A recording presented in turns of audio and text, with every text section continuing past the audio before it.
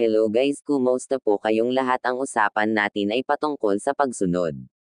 Tara ating pakinggan at aralin. Ano ang kaiba ng kusang loob na pagsunod sa sapilitang pagsunod? Para sa mga guro, matutulungan mo ang mga miyembro ng klase o pamilya na pag-isipan ng mas malalim ang isang tanong sa pamamagitan ng pagbibigay sa kanila ng oras upang magnilay-nilay. Matapos silang bigyan ng sapat na panahon, itanong kung ano ang kanilang mga sagot. Noong nasa lupa pa si Jesus, isang abogado ang nagtanong sa kanya. Guro, alin baga ang dakilang utos sa kautusan? Sinabi ni Jesus sa kanya, iibigin mo ang Panginoon mong Diyos ng buong puso mo, at ng buong kaluluwa mo, at ng buong pag-iisip mo. Ito ang dakila at pangunang utos.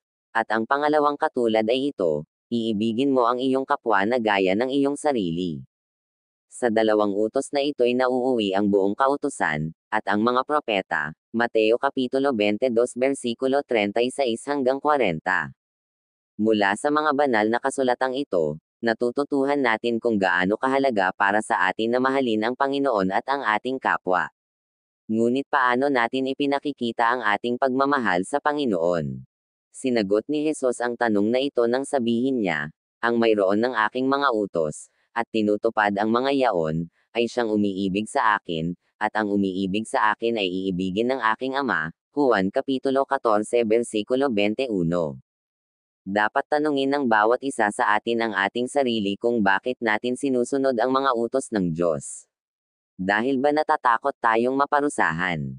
Dahil ba nais natin ang mga gantimpala ng mabuting pamumuhay? Dahil ba mahal natin ang Diyos at si Hesukristo at nais nating paglangkuran sila? Mas makabubuting sundin ang mga utos dahil natatakot tayong maparusahan kaysa hindi sundin ang mga iyon. Ngunit mas magiging maligaya tayo kung susundin natin ang Diyos dahil mahal natin siya at gusto natin siyang sundin. Kapag sinusunod natin siya ng maluwag sa ating kalooban, maluwag sa loob niya tayong babasbasan. Sabi niya, ako, ang Panginoon, ay, nagagalak na parangalan niya ang mga naglilingkod sa akin sa kabutihan at sa katotohanan hanggang sa katapusan, D@T 76:5. Ang pagsunod ay tumutulong din sa atin upang umunlad at maging higit na katulad ng ating Ama sa langit. Ngunit ang mga walang ginagawa hanggat hindi sila inuutusan at pagkatapos ay mabigat sa kalooban ang pagsunod sa mga kautusan ay nawawalan ng kanilang gantimpala. Tingnan sa D@T 58:26-29. Paano natin madaragdagan ang ating hanggaring sumunod? Bakit hindi kailangang lagi nating nauunawaan ang mga layunin ng Panginoon upang maging masunurin? Sa pagsunod sa mga utos ng Diyos, naghahanda tayo para sa buhay na walang hanggan at kadakilaan. Kung minsan ay hindi natin alam ang dahilan ng isang partikular na kautusan. Gayunman, ipinakikita natin ang ating pananampalataya at tiwala sa Diyos kapag sinusunod natin siya nang hindi nalalaman kung bakit. Sina Adan at Eva ay inutusang mag-alay ng mga hain sa Diyos. Isang araw nagpakita ang isang anghel kay Adan at itinanong kung bakit siya nag-aalay ng mga hain. Sumagot si Adan na hindi niya alam ang dahilan. Ginawa niya iyon dahil iniutos sa kanya ng Panginoon. Tingnan sa Moises 5:5-6 at ang larawan sa kabanatang ito. Pagkatapos ay itinuro ng anghel kay Adan ang ebanghelyo at sinabi sa kanya ang tungkol sa darating na tagapagligtas. Ang Espiritu Santo ay bumaba kay Adan, at nagpropesya si Adan tungkol sa lahat ng naninirahan sa lupa hanggang sa huling henerasyon. Tingnan sa Moises 5:7-10, D@T 107:56. Ang kaalamang ito at ang mga dakilang pagpapala ay dumating kay Adan dahil siya ay masunurin. Sinasabi sa atin ng aklat ni Mormon na si Nephi at ang kanyang mga nakatatandang kapatid ay nakatanggap ng mahirap na gawain mula sa Panginoon. Tingnan sa isang Nephi 3:1-6. Nagreklamo ang mga kapatid ni Nephi, na sinasabing mahirap ang ipinagagawa sa kanila ng Panginoon. Ngunit sinabi ni Nephi, hahayo ako at gagawin ang mga bagay na ipinag-uutos ng Panginoon, sapagkat nalalaman ko na ang Panginoon ay hindi magbibigay ng mga kautusan sa mga anak ng tao, maliban sa siya ay maghahanda ng paraan para sa kanila upang kanilang may segowa ang bagay na kanyang ipinag-uutos sa kanila, isang Nephi 3:7. Kapag nahihirapan tayong sumunod sa isang kautusan ng Panginoon, dapat nating alalahanin ang mga salita ni Nephi. Kailan naghanda ang Panginoon ng paraan para makasunod kayo sa Kanya? Kung minsan maaari nating isipin na hindi masyadong mahalaga ang isang kautusan. Ikinukwento ng mga banal na kasulatan ang tungkol sa isang lalaking nagngangalang Naaman na ganoon ang naging pag-iisip. Si Naaman ay nagkaroon ng mabigat na karamdaman at naglakbay mula Syria papuntang Israel upang hilingin kay Propetang Eliseo na pagalingin siya. Si Naaman ay mahalagang tao sa kanyang sariling bayan, kaya't nagdamdam siya ng hindi siya personal na binati ni Eliseo at sa halip ay isinugaw nito ang kanyang tagapaglingkod. Lalong nagdamdam si Naaman nang matanggap niya ang mensahe ni Eliseo, maligo ng 7 beses sa ilog Jordan. Hindi ba? Ang mga ilog ng Damasco ay mainam kaysa lahat ng tubig sa Israel. Hindi ba ako makapaliligo sa mga yaon, at maging malinis?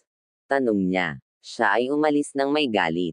Ngunit tinanong siya ng kanyang mga lingkod, kung ipinagawa sa iyo ng propeta ang anumang mahirap na bagay, hindi mo ba gagawin? Gaano nga kung sabihin niya sa iyo, ikaw ay maligo, at maging malinis? Si Naaman ay may sapat na talino upang maunawaan na mahalaga ang sumunod sa propeta ng Diyos, kahit tila maliit na bagay ito. Kaya naligo siya sa Jordan at gumaling.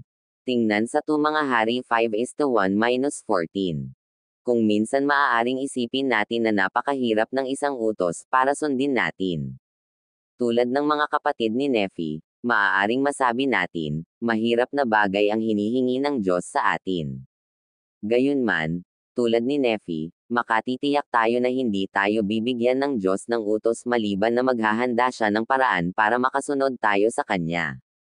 Mahirap na bagay, nang utusan ng Panginoon si Abraham na ialay ang kanyang pinakamamahal na anak na si Isaac bilang hain, tingnan sa Genesis Kapitulo 22 versikulo 1-13, tingnan din sa Kabanata 26 sa aklat na ito.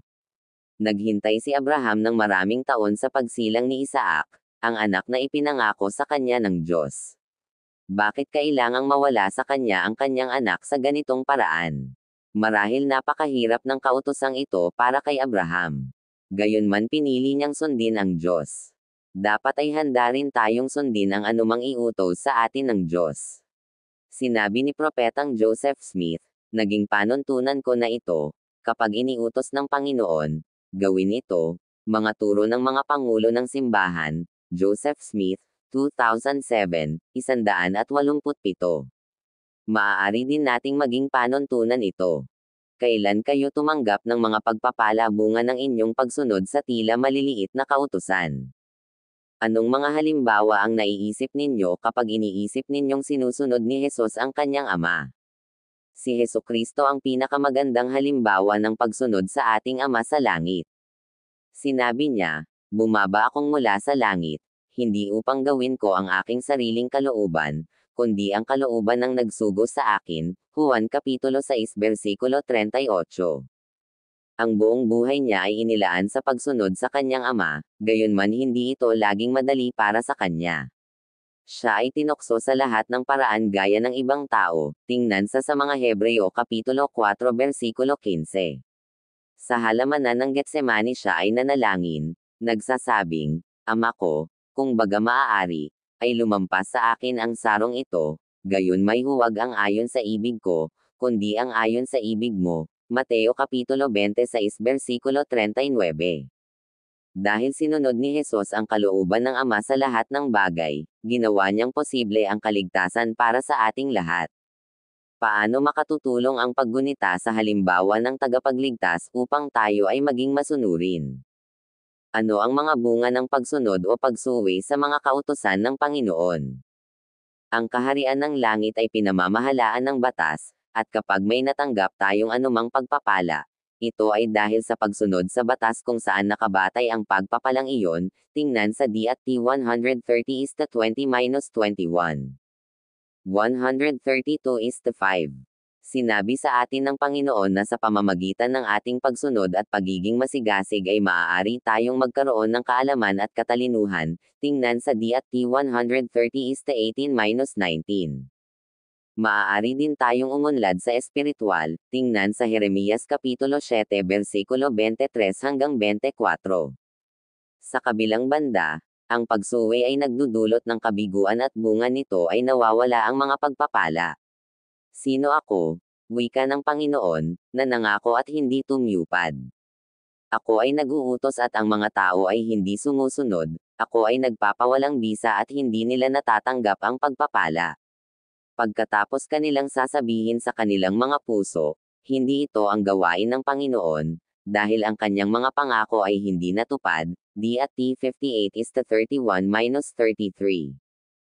Kapag tinutupad natin ang mga kautusan ng Diyos, tinutupad niya ang kanyang mga pangako, tulad ng sinabi ni Haring Benjamin sa kanyang mga tao, hinihingi niya na inyong gawin ang kanyang ipinag-uutos sa inyo, sapagkat kung ito ay gagawin ninyo, kayo ay kaagad niyang pagpapalain. Mosias 24 minuto pasado alas 2. Pinapayuhan tayo ng Panginoon, kung susundin mo ang aking mga kautusan at magtitiis hanggang wakas ikaw ay magkakaroon ng buhay na walang hanggan, kung aling kaloob ay pinakadakila sa lahat ng kaloob ng Diyos, D@T 14:7.